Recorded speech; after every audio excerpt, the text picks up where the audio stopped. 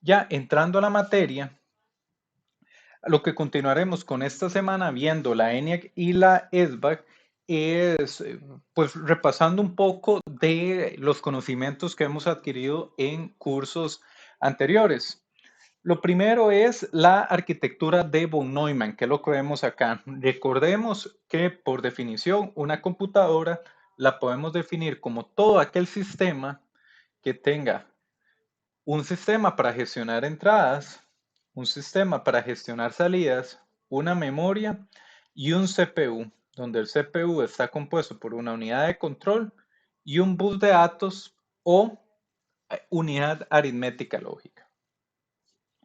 Resulta que esta arquitectura von Neumann que propuso en los años 40 todavía es relevante hoy en día. Las computadoras hoy en día se diseñan así.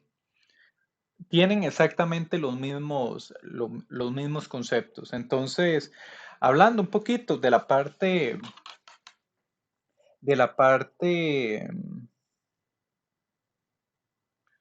histórica, estas computadoras que vimos en la sesión anterior, la ENIAC y la EDVAC, integran los conceptos de arquitectura de von Neumann. Vean que hoy en día, por ejemplo, podemos tener microcontroladores que lo que vemos es un chipcito, un circuito integrado con los pines, las patillas y por definición eso es una computadora completa. Entonces, tal como lo mencioné anteriormente, la arquitectura de von Neumann es la arquitectura utilizada de hoy en día e incorporó ideas novedosas en ese tiempo que todavía se utilizan a hoy. Una de ellas es el programa en memoria. Recordemos que yo les mencioné que, por ejemplo, la ENIAC se programaba de manera alambrada, lo cual era pues sencillamente terrible. El concepto de ciclo de fetch, el concepto de que una parte de la ejecución de una instrucción involucra ir a recuperar la instrucción que se va a ejecutar. Eso es el concepto de ciclo de fetch y fue introducido por von Neumann también. El concepto del conjunto de instrucciones, que es, dígase, tenemos una arquitectura computacional y esta arquitectura puede ejecutar un conjunto de instrucciones definido. Este concepto de conjunto de instrucciones pues delimita lo que la máquina puede hacer y el concepto de software, que es ya nuestro sistema computacional para que logre completar la tarea que queremos que complete, requiere dos cosas, requiere del hardware y requiere del software, que es lo que va a poner el hardware a trabajar. Inicialmente, las Profe, computadoras, sí señor. eh, un consejo para la presentación, Ujú. los colores. Es que hay una pared blanca y las letras son blancas. Entonces, digamos, no se ven, después del punto 4 no se ve nada. Perfecto, dice, me Se paro acá. fusiona con la pared. Ahí sí se ve. Sí, sí. Perfecto, voy a probar con otros colores porque negro también va a dar problema eventualmente, pero bueno, ahí lo iré trabajando. Entonces, el concepto de software, inicialmente, pues corría el sistema operativo y ese sistema, inicialmente para completar una tarea, el software corre directamente en el hardware. Más adelante vamos a ver de que como se quiere que el hardware haga más cosas, pues se introduce el concepto de sistema operativo, que es lo que estaremos trabajando. Pues la unidad de control, de esto nos debemos de acordar lo suficientemente bien de los cursos que hemos llevado. Vemos de que tenemos la organización o microarquitectura de un procesador acá y hay una parte de ella que orquesta toda la función. La unidad de control es la que define lo que la arquitectura puede o no puede hacer. Es definido aquí por la unidad de control. Define lo que la arquitectura tiene o no tiene la capacidad de hacer. Entonces, en este caso, pues repasando un poquitillo, nosotros veamos los diferentes flujos de datos que una instrucción tiene a la hora de ejecutarse en la arquitectura y la unidad de control activa y desactiva señales para que nos dé la función que esperamos. Entonces, la unidad de control, ¿qué es lo que se tiene que encargar de hacer para todas las instrucciones que ejecutamos? Va a tener que realizar el instruction fetch, que es ir, buscar a memoria la instrucción que vamos a ejecutar. Recordaremos, vamos a hacer el instruction decode, que es una vez que recuperamos la instrucción de memoria, tenemos que identificar cuál instrucción es. El execution, automáticamente pues nos podemos imaginar que es hacer lo que la instrucción tenga que hacer. Si son operaciones aritméticas, realizarlas. Si son operaciones lógicas, realizarlas. Y por último es qué hacer con el resultado. El resultado involucra guardarlo en registros o guardarlo en memoria. La unidad de control, disculpen.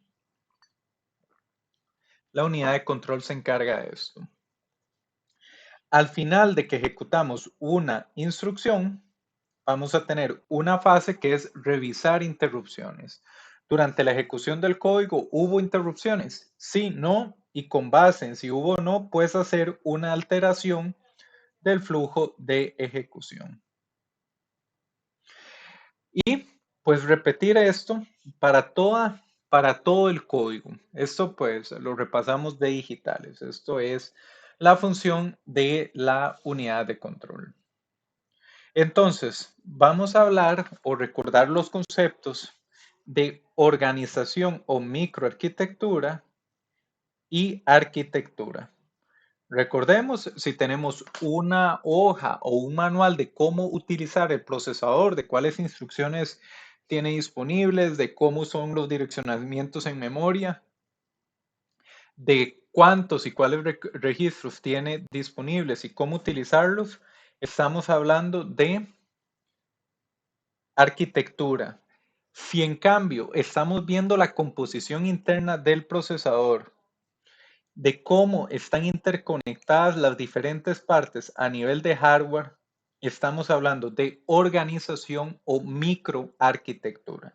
Tenemos estas dos diferentes partes.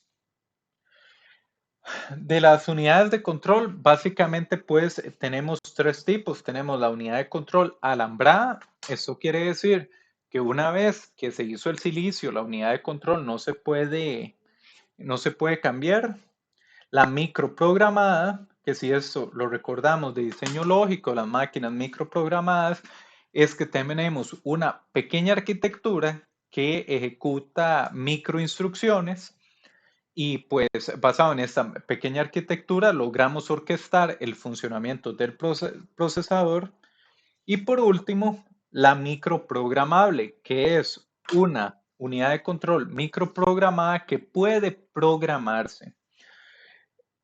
Cuando ustedes oigan actualmente procesadores Ryzen o procesadores Intel que les realizan un parche de seguridad a nivel de microcódigo, esto es una actualización de la unidad de control. Cuando ustedes oigan de actualizaciones de microcódigo, se actualiza esta parte. Entonces, la unidad de control alambrada pues está escrita en piedra. Realmente no es en piedra, es en silicio. Una vez ya que quemamos el circuito, esto no se puede cambiar. Para poder cambiarla hay que rediseñar el conjunto, hay que rediseñar el silicio completo. Dígase, si tenemos un bug en el silicio, ya no se puede arreglar, ya las cartas están echadas, hay que hacer otro silicio, otro procesador para solventar esa situación. En un circuito integrado de aplicación específica es más rápido que una programable. Quiere decir de que sí tiene una ventaja en velocidad el hecho de que esté alambrada, de que lo hayamos hecho con flip-flops o con puertas. Eso tiene una ventaja a nivel de velocidad y podría llegar a ser necesario de la aplicación que se requiera. Sin embargo, si estamos en un sistema de propósito general, esto puede llegar a convertírsenos en una desventaja. Y pues acá, tal como lo menciono, son poco o nada flexibles. Entonces, es una de las desventajas que tenemos por ahí. Luego tenemos las unidades de control microprogramadas, que tal como se ve en diseño lógico, son las que tienen estas características. Entonces, esto es bonito porque en los procesadores modernos, internamente el procesador, hay otros procesadores y en sí, la unidad de control es un pequeño procesadorcito, es una pequeña microarquitectura que está internamente. Entonces, tiene su micromemoria, ejecuta microinstrucciones para generar microoperaciones. A todo se le agrega el micro. Resulta que en la unidad de control usted crea o define la arquitectura. ¿Qué quiere decir esto?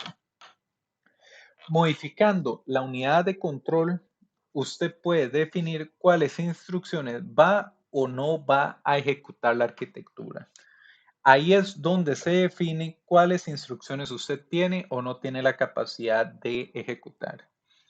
Entonces, cada instrucción de lenguaje máquina se construye con múltiples microinstrucciones. Actualmente es curioso porque las arquitecturas x86, tanto de Intel o AMD, lo que tienen internamente es una arquitectura RISC que hacen las operaciones CISC. Entonces, tenemos un procesador CISC que internamente tiene procesadores RISC que a través de microoperaciones ejecutan las instrucciones. Estas unidades microprogramadas son más flexibles, pero esto se paga con velocidad, van a ser más lentas. Es la desventaja que tenemos por ahí. Muy bien. Entonces tenemos la alambrada, la microprogramada y la microprogramable. La microprogramada, pues Intel lo definió, ya no lo puede cambiar en caso de que el procesador no tenga esa capacidad. La microprogramable es que a post-mortem nosotros podemos llegar y pues actualizarla. Entonces, esa es la diferencia entre ambas. También como repaso de cursos anteriores, la diferencia entre lenguaje máquina y lenguaje ensamblador y lenguaje máquina, recordemos, efectivamente las computadoras lo que ejecutan es lenguaje máquina, incluso los unos y ceros son una abstracción nuestra. Las computadoras realmente lo que ejecutan, lo que pueden interpretar son señales de voltaje continuas. Y el lenguaje ensamblador, pues es un conjunto de mnemónicos similar al idioma humano que nos permite interpretar de mejor manera el lenguaje máquina. Bien, entonces, lenguaje máquina.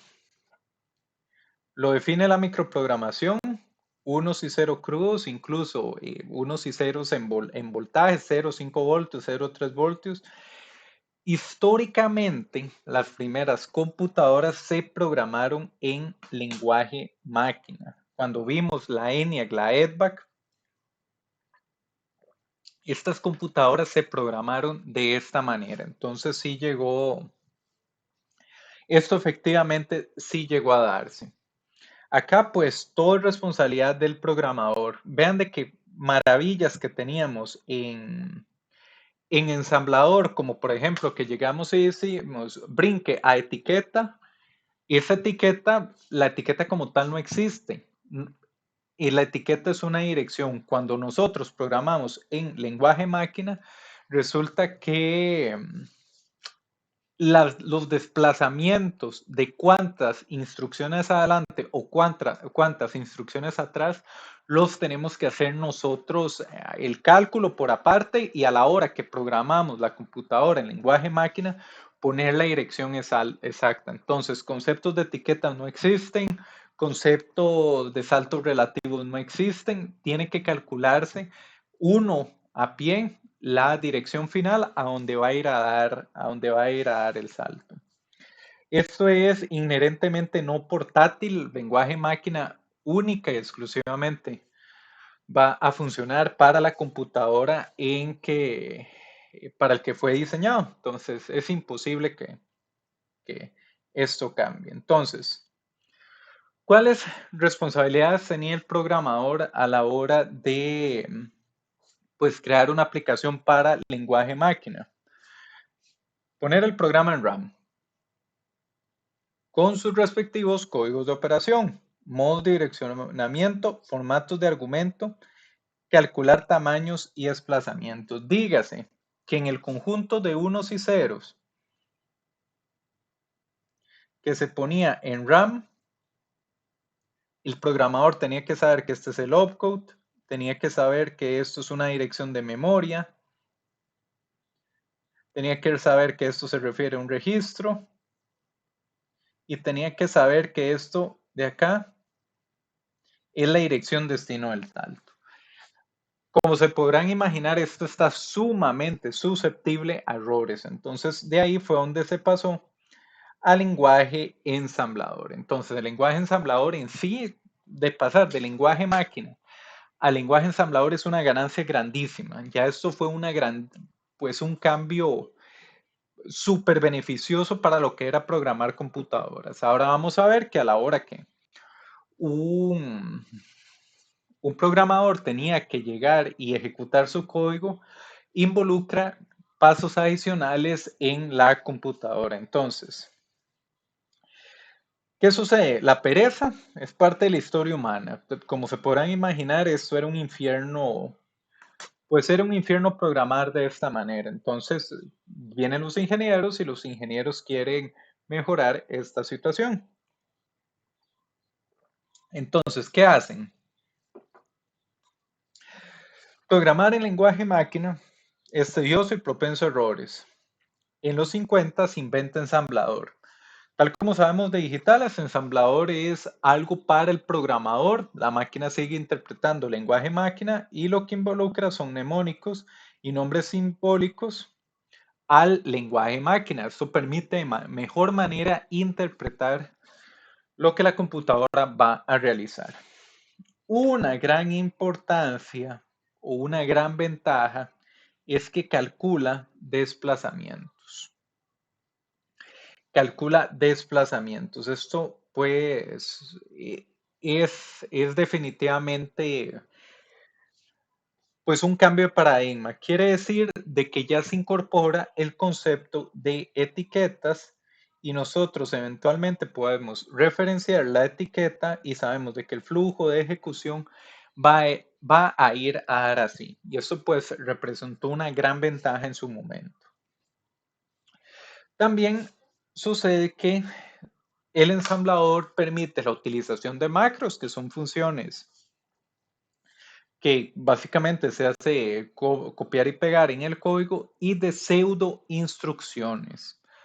De acá, Rubén, haciendo un repaso de lo que era una pseudo instrucción en ensamblador, es una instrucción que en formato y en forma y en funcionamiento tiene las mismas características de cualquier otra instrucción. Sin embargo, a nivel de hardware no existe. Lo que hace el ensamblador es que cada vez que ve esta pseudo instrucción, la descompone en varias instrucciones que el hardware sí puede ejecutar.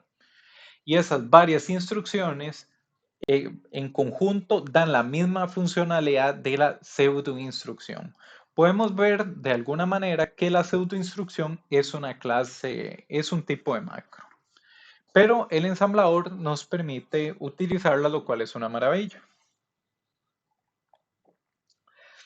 Entonces, y es mucho más fácil, el ensamblador es una gran ventaja, sin embargo, sigue siendo no portátil.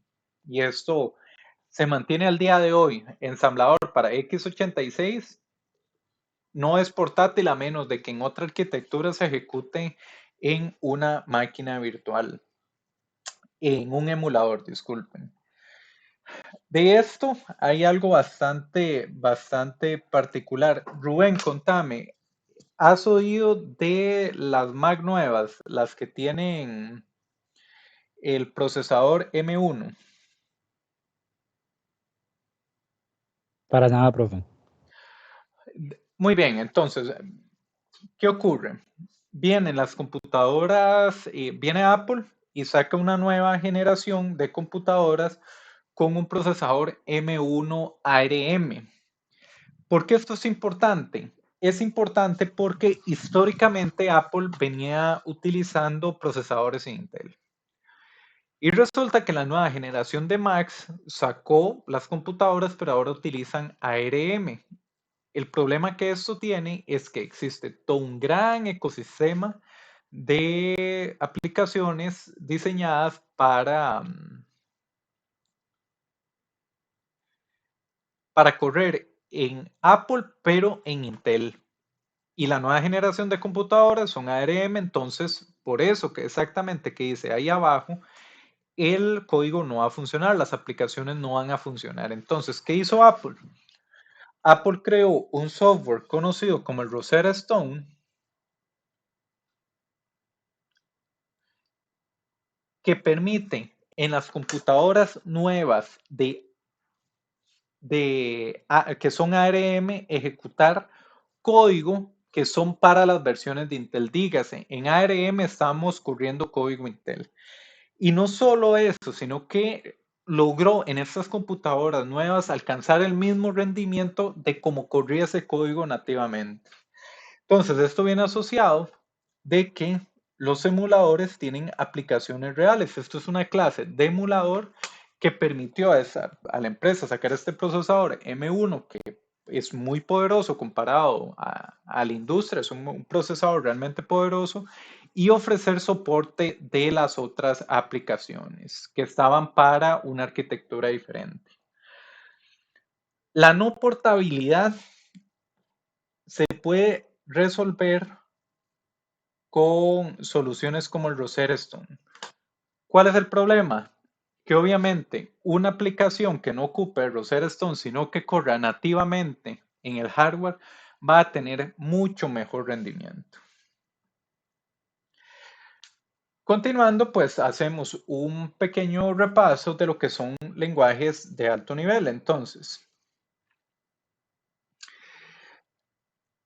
a partir del 56 ya tenemos lenguajes de alto nivel. Fortran para computaciones científicas, Algol que se deriva de Algol, COBOL para, si no me equivoco, era enfocado a negocios. En fin, aparecen los lenguajes de alto nivel.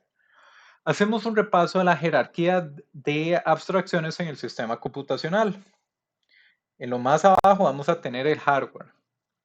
La microprogramación, como vimos ahora más tempranito, la microprogramación define cuál conjunto de instrucciones va a terminar el hardware realizando o no. Encima de eso tenemos el lenguaje máquina, que es lo que el procesador efectivamente ejecuta. Eso ya es una abstracción. Tenemos lenguaje ensamblador, que son los mnemónicos, y tenemos lenguajes de alto nivel. Muy bien, entonces, ¿qué es la maravilla de los lenguajes de alto nivel? ¿Por qué es importante su desarrollo? Resulta que antes de que existieran, cuando los científicos querían resolver un problema, tenían no solo que pensar en el problema, sino que tenían que pensar en cómo resolverlo pensando como computadora. Y eso es terrible, porque los seres humanos no somos computadoras y nuestras maneras de, pues, de resolver o atacar o ejecutar la solución de un problema son bastante diferentes. Los lenguajes de alto nivel dan la ventaja de que usted puede atacar un problema pensando directamente en la naturaleza del problema. Ya usted no tiene que pensar en como computadora para resolverlo. Y existe un compilador que se encarga de ese problema que usted planteó en función del problema, esa solución que usted planteó en función del problema, lo convierte a lenguaje máquina que la computadora efectivamente sí puede resolver. Entonces, eso fue en su momento una gran maravilla. Siempre se ha dado esto de que más alto el nivel va asociado a pérdida, a pérdida de rendimiento. Lo curioso es que varias personas ahora pues argumentan que los compiladores hoy en día son lo suficientemente buenos que ningún buen programador le gana a un buen compilador y resulta que hay un montón de ejemplos donde eso no es cierto. Un ejemplo clarísimo donde los compiladores no están bien optimizados o bien desarrollados es para la utilización de instrucciones multimedia o vectoriales o single instruction multiple data. Entonces, esto es un área que todavía está en desarrollo.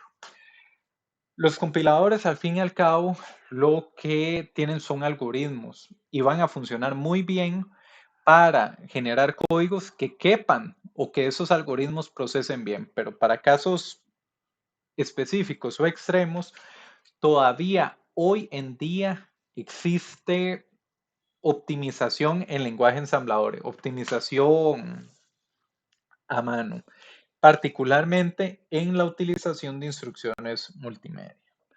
Pero volviendo al tema de lenguajes de alto nivel, que era lo que estaba inicialmente tratando, entonces, cuando se crearon, ¿qué se aumenta? Se aumenta la productividad porque eran más fáciles de programar. Muy bien, Yarol, ¿qué es productividad? Demos una definición de productividad. Hacer la mayor cantidad de trabajo en la menor cantidad de tiempo. Muy bien, y si sacamos el término tiempo de la ecuación, qué otra definición se te ocurre? No se vale usar tiempo. Ciclos de ejecución, no sé, si estamos hablando de computadoras. Pero vea que el que es más productivo es el programador. Profe, ¿no sería como hacer más cantidad de cosas en menos esfuerzo o menos trabajo? Bien, pongamos una métrica en menos líneas de código. Básicamente es hacer más con la menor cantidad de líneas de código. ¿Y cómo logramos eso? Con un lenguaje de alto nivel. Veamos la diferencia que hay de C a ensamblador y la diferencia que hay de Python a C en cuanto a la cantidad de líneas de código que son requeridas. La cantidad de líneas de código que son requeridas para alcanzar una tarea. Entonces, con los lenguajes de alto nivel vamos a tener una nueva capa que es completamente independiente del hardware. Y esto a hoy todavía es el caso. Dígase, nosotros tenemos nuestro programita en C y lo podemos compilar en GCC para que corra en una Raspberry o lo podemos compilar en GCC para que corra en x86 o lo podríamos compilar en GCC para que corra en un empotrado Linux MIPS. Entonces, se tiene un lenguaje que es independiente de la arquitectura subyacente, donde es el compilador el encargado de, pues, de generar el lenguaje máquina específico de la arquitectura. Esto quiere decir de que ahora tenemos sistemas donde existe la portabilidad. Existe la portabilidad y obtenemos la abstracción de la programación. Dígase, nuestros programadores ahora van a pensar en Fortran, van a pensar en C, van a pensar en Python.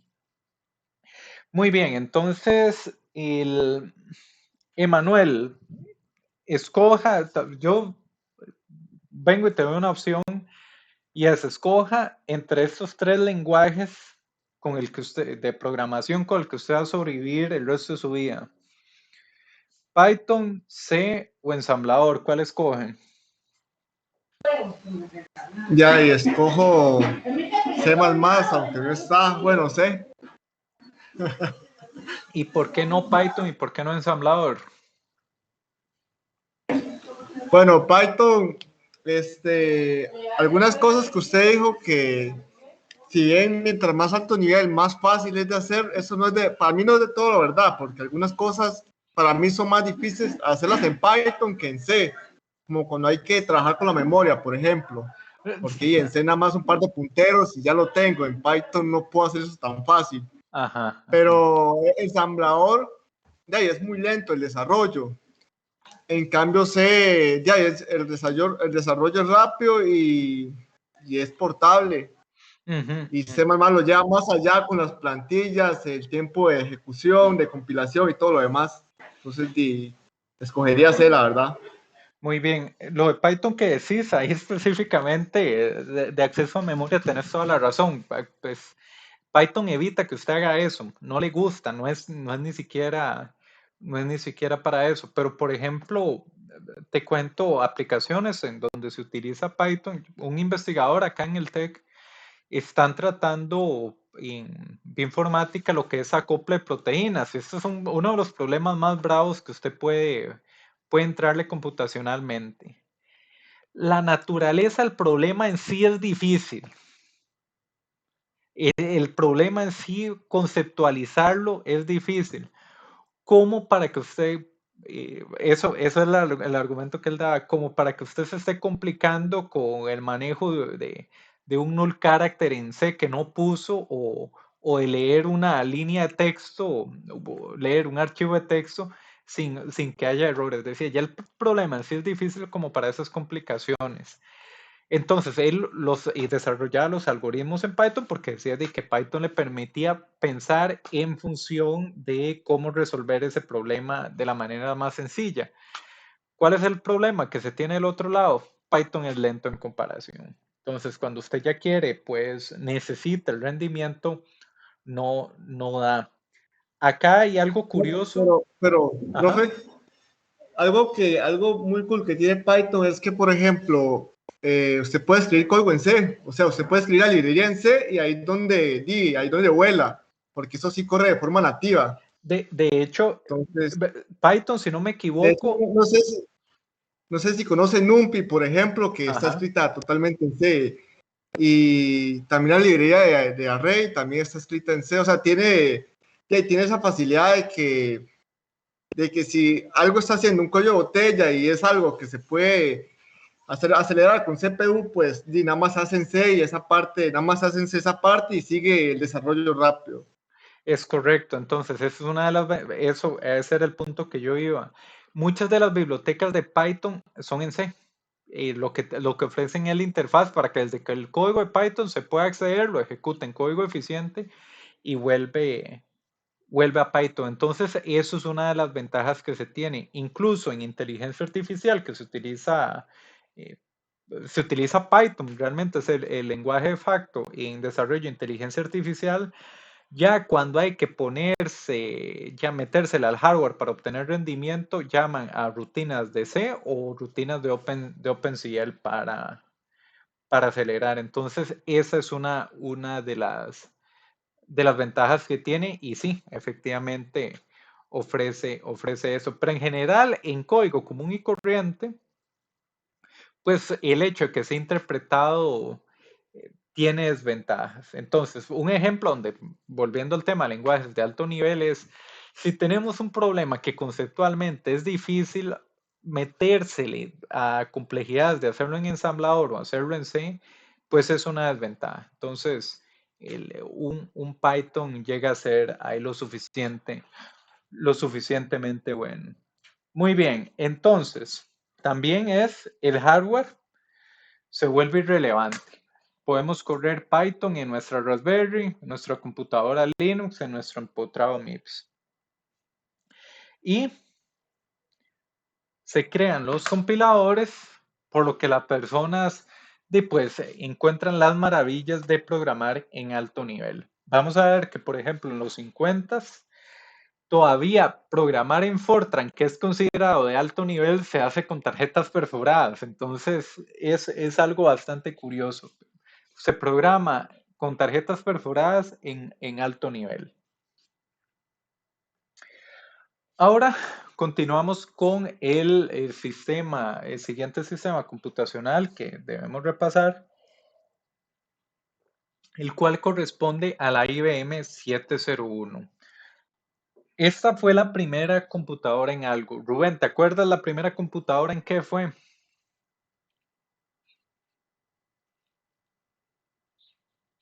¿En qué fue? Fue la primera computadora en algo. Ahora el punto es, ¿en qué fue la primera computadora? Fue Pero la, una telar, una máquina de telar. no, Bueno, que se puede llamar como algo computacional, programable. fue la primera computadora comercial. Las computadoras eran Ok. de gobiernos, eran pues entes extraños. La IBM 701 fue la primera computadora comercial. Acá pues con repasos de lo que de lo que habíamos visto en otros cursos, solo se fabricaron 19. Se alquilaba a lo que es como $200,000 actuales. Cada 30 minutos fallaba. Y para todos fines prácticos, pues era bastante limitada. Lo que podía tener era 4,000 palabras de 36 bits. Todavía en esas épocas no existían ni siquiera las convenciones de que el tamaño de las palabras fuera potencia de 2. Vean de que acá era de 36 bits, por ejemplo. Podía ejecutar 150,000 instrucciones por segundo. Esto quiere decir de que podía leer 150 tarjetas perforadas por segundo y podía imprimir 100 tarjetas perforadas por segundo. Entonces, estas eran las cualidades. Continuamos con la IBM 704. Entonces, la IBM 704 fue la primera computadora, también fue la primera computadora en algo. En este caso fue la primera computadora con punto flotante. Vemos cuándo salió al mercado. Se realizaron unas 200 máquinas, el alquiler nuevamente era como $300,000 actuales. Completamente incompatible con la IBM 701. Era el doble rápida, pero era completamente incompatible.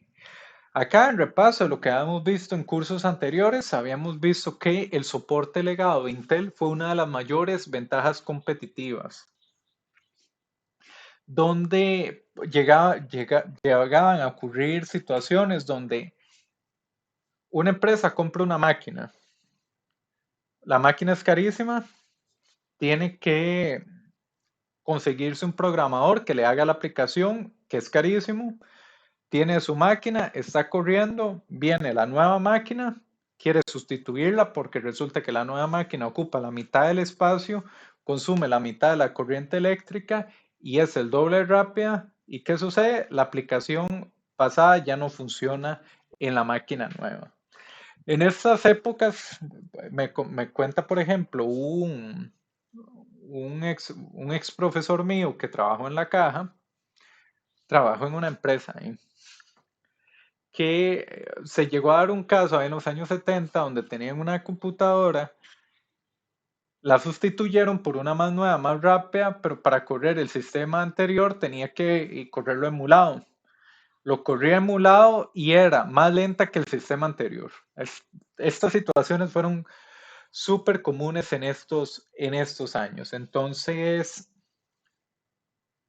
el soporte legado, que fue lo que Intel empezó a ofrecer con los procesadores x86, luego con el 286, 386, 486, Pentium, todos de la familia 86, garantizaban de que si el código corría en el procesador pasado, corre en este procesador. Incluso a hoy en día, ese es el caso.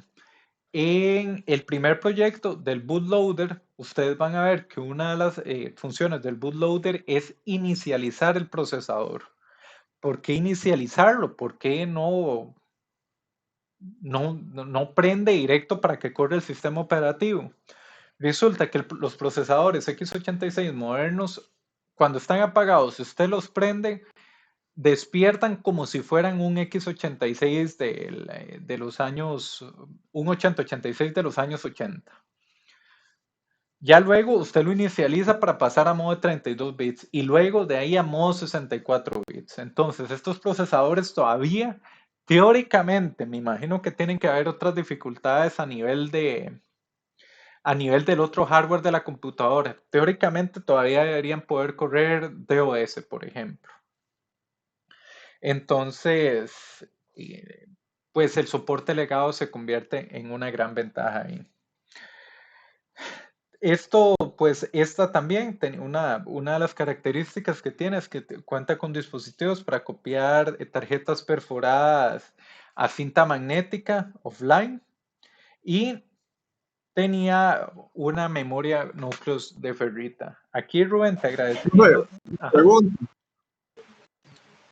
eso, digamos, ok, el soporte legado fue una gran ventaja para Intel, ¿verdad? bien, Hace bastante tiempo, ajá. pero actualmente no es más bien como, yo siento que no lo deja avanzar más bien a la CPU, o sea, la arquitectura no progresa, y ahí donde, por ejemplo, el chip de Apple le está ganando, y todo lo nuevo que viene, no sería como crear algo totalmente moderno y dejar esos años, esos 50 años atrás ya como ahí. Bien, eso tiene perspectivas. Usted lo que dice, bueno, para fines prácticos, ya hoy nadie utiliza el 8086 en modo legado. Entonces, para qué siquiera tener esas características? Hay dos perspectivas. Esto que mencionaste, Manuel, se pagó por muchos años. Este overhead, esta complicación de soportar lo anterior, se pagó por muchos años porque, por ejemplo, Intel AMD saca el procesador más nuevo, pero arrastrando el soporte del procesador viejo. Entonces agregaban más y siempre arrastrando eso. Actualmente las arquitecturas CISC están comprendidas de computadora, arquitectura RISC internamente. Entonces, un CISC moderno lo que tiene es una etapa de codificación que toma las instrucciones x86 y las traduce a microinstrucciones para las arquitecturas RISC modernas. Y esto lo hace para instrucciones nuevas, instrucciones viejas.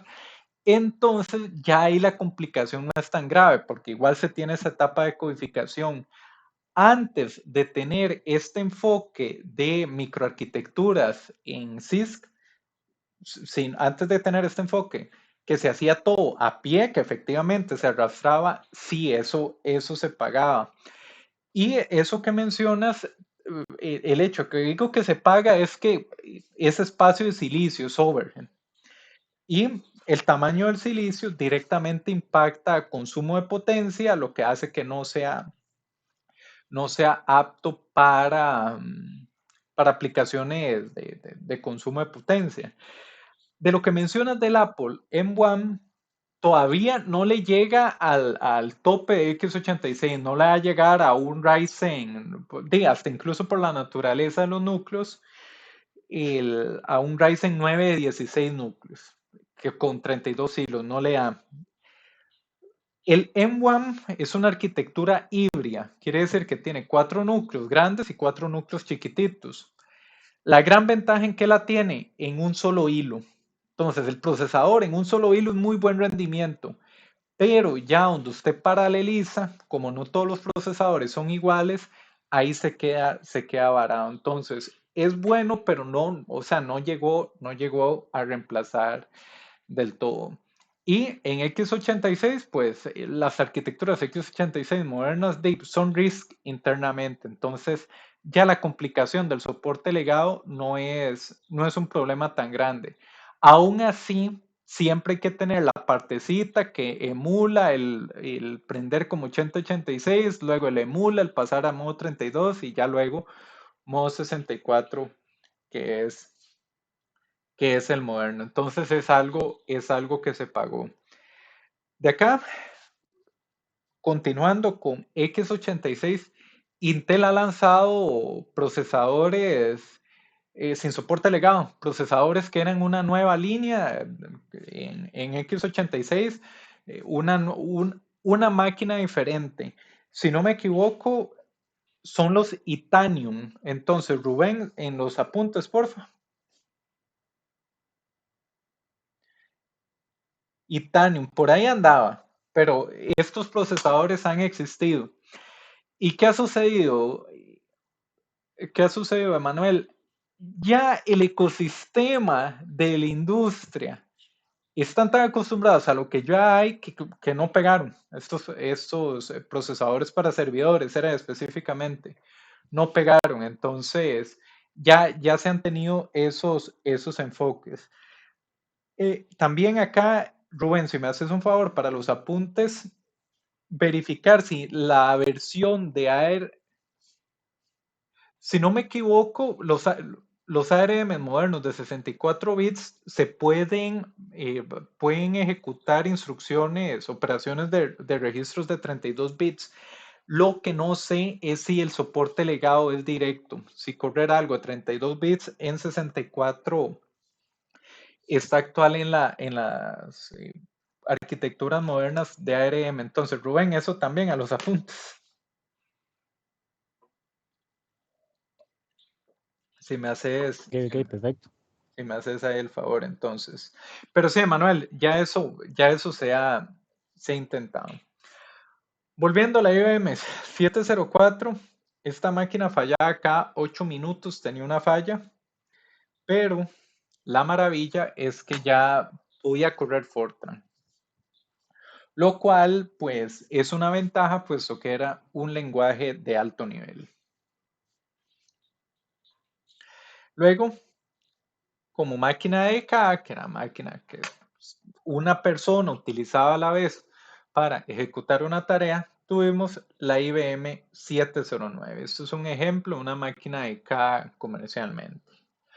¿Por qué hablo de la IBM 709? Porque vamos a hablar del concepto de máquina de EK.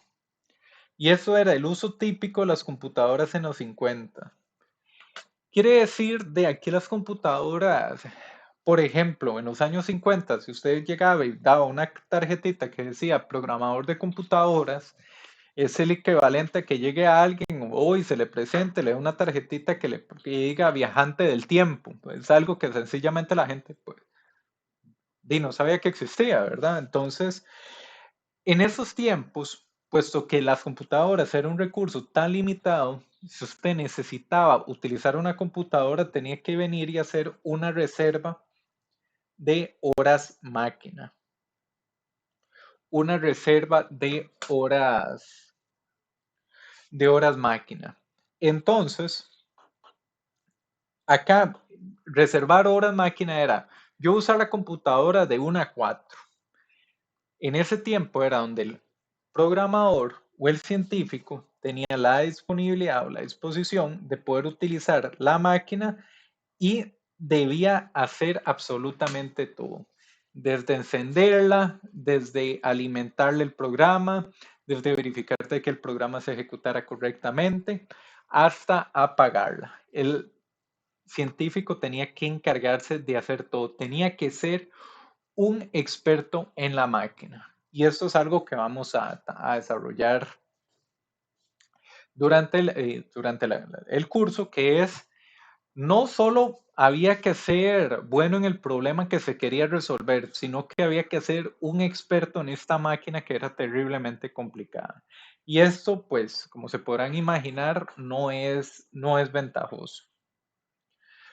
Entonces, ¿qué sucedía? Esto era lento, era manual y era propenso a errores. La persona tenía que ser una experta en la utilización de este dispositivo.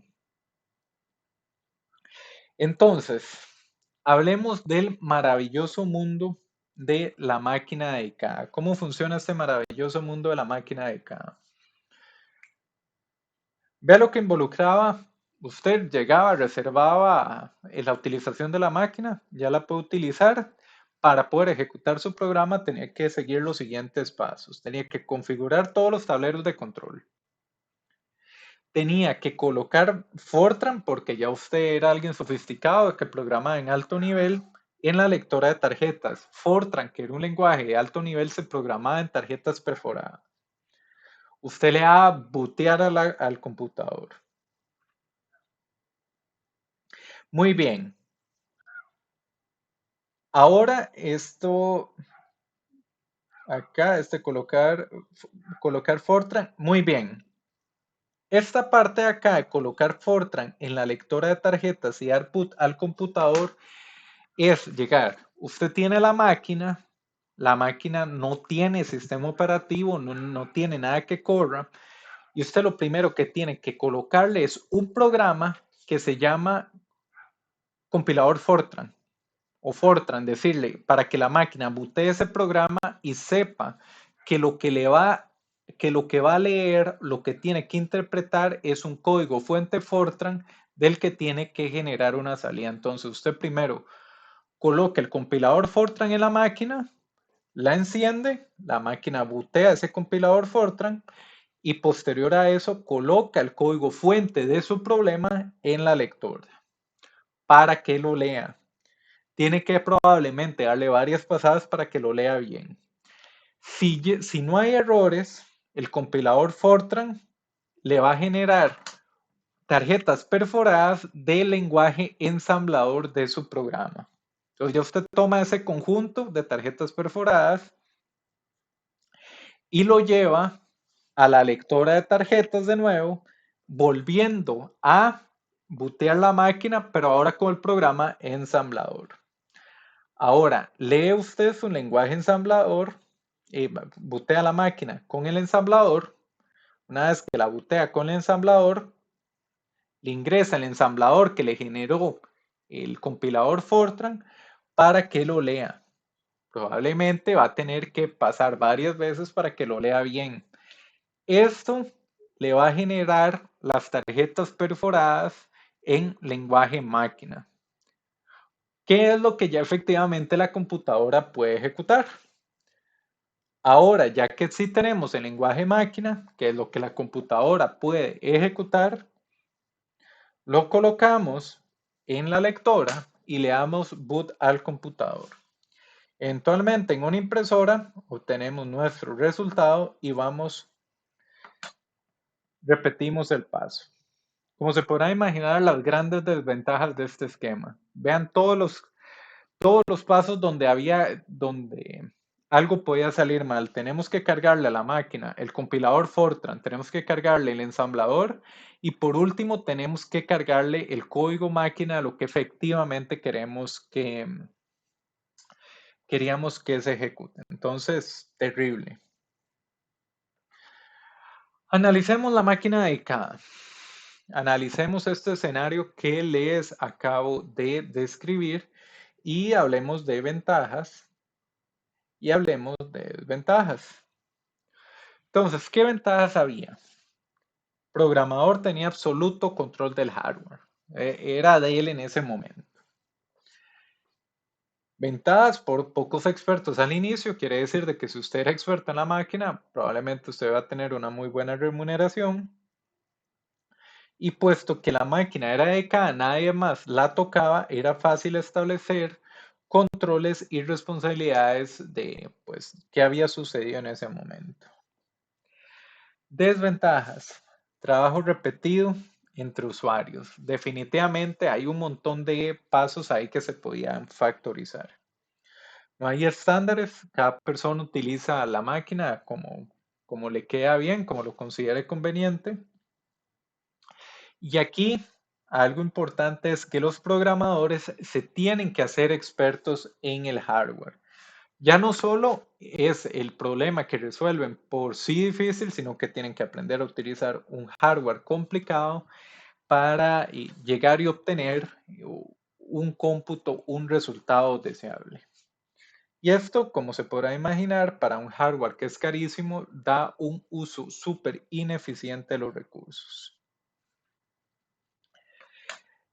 Entonces, ¿cuál es la idea que surge? Dice, bueno, dado que nuestros científicos van a venir a utilizar la máquina dedicada, todos con su conjunto de tarjetas perforadas Fortran, hagamos algo. Que dejen el conjunto de tarjetas perforadas acá en una pila, vamos a obtener varias pilas y vamos a procesar en un solo lote todo lo que sea la compilación de Fortran a ensamblador. Entonces cargamos el compilador en la máquina y en un solo lote hacemos todas las compilaciones de todos los programas que hayan. Y una vez que tengamos todos los dos lenguajes ensamblador, cargamos el ensamblador a la máquina y generamos todo el lenguaje máquina de todos los códigos ensamblador que haya. Y una vez que ya tenemos todos los códigos máquinas de todos los cómputos que hay que realizar, los procesamos en lote para obtener todos los resultados de todos los trabajos que habían dejado. Por ejemplo, el científico lo deja en la mañana y en la tarde va y recoge los resultados impresos. Este trabajo lo hacía el operador o la operadora de computadoras, tal como lo estamos viendo acá. Entonces, ¿qué hace el operador o operadora de computadoras? ¿Qué era lo que se buscaba resolver? ¿O cuál era el problema que en ese momento se tenía? Había un uso ineficiente de la máquina perforada. Eso era lo que se quería corregir. Todos los usuarios repetían ciertos pasos. Por ejemplo, cargar el computador, cargar el compilador, cargar el ensamblador. Entonces, se contrata una persona que procese en lotes. El trabajo es muy mecánico, que compile todos los programas, que ensamble todos los programas, que ejecute todos los programas. Esto lo que buscaba era darle un mejor uso a la máquina dedicada para factorizar pasos, crear configuraciones estándar. De esta manera, ya el científico no tenía que hacerse experto en la máquina, sino que nada más iba a dejar su código Fortran, recogía el resultado más tarde. El experto en la máquina iba a ser el operador. Esto es lo que se conoce como procesamiento batch o procesamiento en lote. Quiere decir de que vamos a tener pasos de compilar, ejecutar, generar reporte. Entonces, acá viene la pregunta que es, bueno, hicimos un experto en la máquina, pero esta persona hace un trabajo muy mecánico. ¿Será que podemos sustituir las funciones que realiza esta persona por un programa de hardware? Y la respuesta es sí. ¿Qué es lo que se crea? El Operations System, que es de acá de donde se derivan los sistemas operativos. Por eso es que tiene la parte operativo, porque había un operador de computadoras. El Operation System viene a sustituir al operador de computadoras. Viene a hacer esas tareas. Se buscaba a través de software,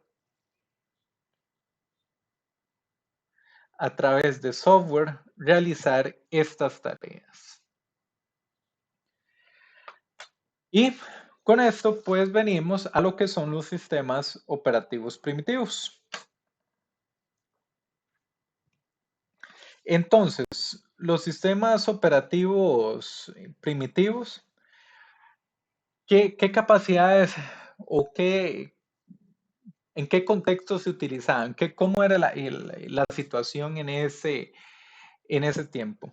Había más compiladores disponibles, Fortran, COBOL, Algol, entre otros. Entonces, el sistema operativo primitivo tenía que poder tener la capacidad de escoger el compilador adecuado. Ahora el hardware era más confiable. También tenían más periféricos.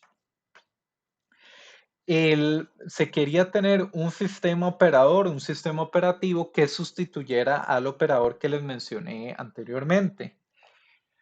¿Qué funciones tenía en ese momento que realizar este software? Tenía que permitir seleccionar el compilador, puesto que teníamos varios compiladores disponibles. Tenía que tener la capacidad de compilar, ejecutar y guardar los resultados. Básicamente, sustituir las funciones del operador. Entonces, en los sistemas operativos primitivos, ¿qué era lo que se quería? ¿Cuál era el ideal? Que nada más se recibiera un puño de tarjetas que eran el programa o los programas que se querían ejecutar. Identificar dónde empiezan los datos, dónde terminan los programas. Imagínense que si ustedes tuvieran queríamos sustituir el procesamiento en lote del operador, podíamos tener una pila de tarjetas perforadas que podían ser varios programas. El sistema operativo tenía que tener algún mecanismo o la capacidad de identificar dónde empieza un programa, dónde termina y dónde empieza el otro, dónde termina. Esto era algo que había que tener presente en su diseño. Entonces, para ello, puesto que tenía que tener esa capacidad, había que crear tarjetas especiales que fueran comandos para el sistema operativo. Muy similar a lo que hoy en día tenemos como syscalls. Muy bien, entonces van a surgir de este sistema operativo o este sistema operador varias preguntas que llevaron a distintos esfuerzos de investigación. ¿Cómo sabe el sistema operativo dónde llega un trabajo, dónde comienza, cuál compilador utilizar, dónde comienzan los datos, dónde terminan los datos? El sistema operativo necesitaba esa información y había que generar una manera de entregársela. Y con esto nace el JCL o el Job Control Language, que eran tarjetitas, bueno, existen en versión tarjetitas perforadas, que esto fue la primera consola de texto, o la primera interfaz que existió, que eran comandos para el sistema operativo. Podemos interpretarlo como la primera consola de texto. El JCL fue la primera interfaz y esto permitía interactuar con el sistema operativo, de manera tal que cuando llegábamos con el puño de tarjetas Fortran, entre trabajos ingresábamos tarjetas de JCL para indicar dónde terminaba y dónde iniciaba un programa. Como nos podremos imaginar, pues esto era pues un sistema con una sintaxis sumamente primitiva, sin embargo, sí es el antecesor de las consolas o las líneas de comando modernas. Entonces, hacemos un análisis de productividad de los diferentes esquemas que tuvimos. Fue máquina dedicada, muy poca productividad, batch con operador, ya ganamos productividad, y batch con sistema operativo nos da la máxima productividad. Entonces, este es el contexto histórico de por qué el sistema operativo se creó. Acá, pues entradas y salidas primitivas. Esto es una tarjeta perforada de Fortran. Se podrán imaginar lo terrible que era programar en esto. Esto se supone que están viendo acá, esto es alto nivel. Se podrán imaginar. Entonces, entradas y salidas primitivas. Súper complicado. Por ejemplo, si usted quería imprimir resultados, obtener resultados de su computación, usted dentro de su código tenía que hacer toda una rutina para poder imprimir. No llamar a la impresora y que la impresora imprimiera, sino una rutina con comandos para la impresora para usted poder imprimir. Es como, por ejemplo, si nosotros en C hiciéramos un printf, pero printf no existe. Tenemos que implementarlo a nivel ensamblador para poder imprimir en consola. Todo esto lo tenía que hacer el programador. Entonces, el lector de tarjetas, el programador tenía que hacer rutinas, tenía que hacer su cómputo y hacer la rutina para imprimir y la rutina para que leyera las tarjetas. Entonces, muchas personas pues desarrollaban estas rutinas y constantemente se las pasaban. Es decir, mira, vos ya tenés lector de tarjetas, pasame esa rutina y yo te paso la de la impresora. Estos se fueron convirtiendo en bibliotecas que se utilizaron en demás desarrollos. Estas rutinas, estos drivers que había que estarse constantemente pasando. Entonces, Vean de que ahora, en el contexto que les he dicho, utilizar una máquina no es únicamente pues desarrollar en lenguaje máquina o en lenguaje ensamblador o en Fortran la aplicación nuestra, sino que teníamos que desarrollar la rutina para utilizar la impresora, la rutina para el lector de tarjetas. Entonces, en la arquitectura de von Neumann vemos que las entradas y salidas se ven como direcciones de memoria. ¿Qué es el concepto que se quiere desarrollar? ¿Qué es lo que se buscó desarrollar? Estas rutinas, todo el mundo las va a necesitar. Todo el mundo se las pasa entre ellos. ¿Por qué no las dejamos en el sistema operativo de manera que ya estén disponibles y que cuando una persona las quiera, el código nada más llame a esas rutinas que ya están integradas en el sistema? Esto pues, al fin y al cabo, por ejemplo, en la arquitectura de von Neumann, o ustedes lo vieron en MIPS, por ejemplo, en MIPS, recibir una entrada de teclado es leer una dirección de memoria.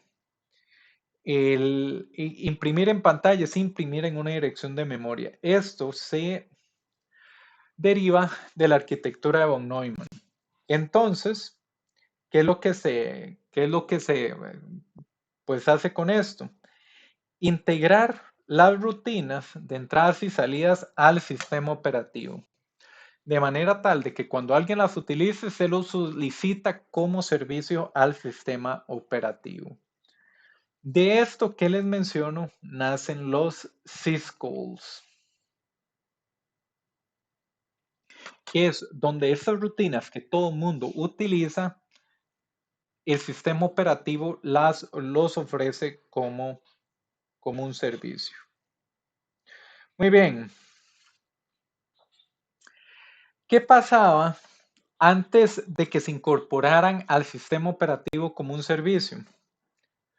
Todo el mundo necesitaba hacer uso de entradas y salidas.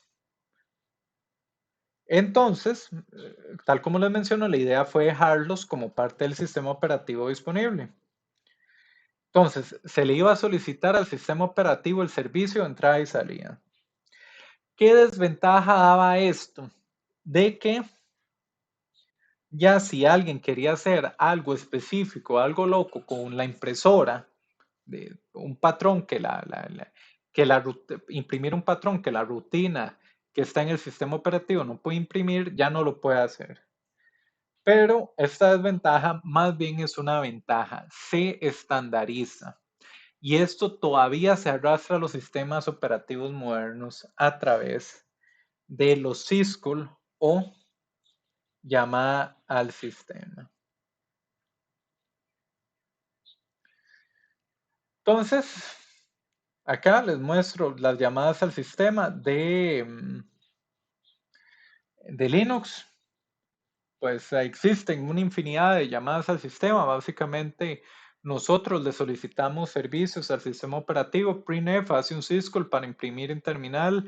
Scanf hace un syscall para recibir entrada de teclado. Todo esto se convierte en servicios del sistema operativo. Entonces, parte de lo que vamos a ver en el sistema operativo, los drivers o los device drivers empiezan a formar parte del sistema operativo y a través de llamadas al sistema o syscall tenemos acceso a estos servicios. Los syscall se conocen como instrucciones virtuales. Entonces, Kevin, ¿andas por ahí? Sí, profe. Muy bien, Kevin.